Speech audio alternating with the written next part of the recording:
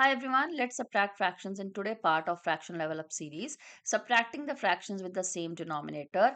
5 sevens minus 2 sevens. You can look in the visuals that when we subtract 2 sevens or take away 2 sevens from 5 sevens, we are left with 3 sevens. In other words, you just have to subtract the numerators. 5 take away 2 is 3. Denominator stays the same. So 3 sevens is the answer. My next question is 10 elevens minus 3 elevens. Again, from the visual, you can check that when we take away 3 elevens from 10 elevens, my answer is 7 elevens. When we subtract the fractions with the different denominators, the process becomes little different.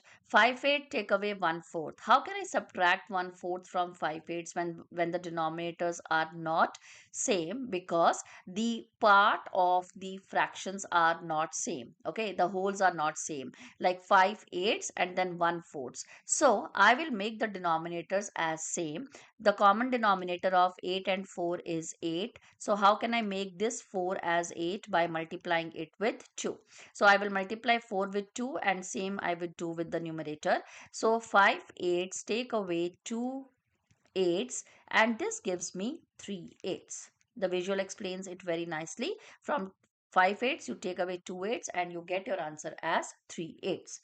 My next question is 9 tenths minus 2 fifths. What is the common denominator of 10 and 5? It's 10. So let us make the denominator same. I can make this 5 as 10 by multiplying it with 2 and same with the numerator. So it gives me 9 tenths take away 4 tenths. Now 9 take away 4 is 5 tenths. And what is 5 tenths in the simplest form? It's just 1/2. So my answer is 1/2. That's all. My next part would be about multiplying fractions. So bye bye. See you tomorrow.